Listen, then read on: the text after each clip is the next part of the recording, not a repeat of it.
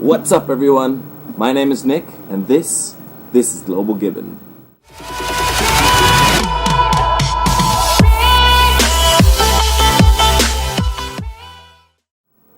Today I'm making a lathe.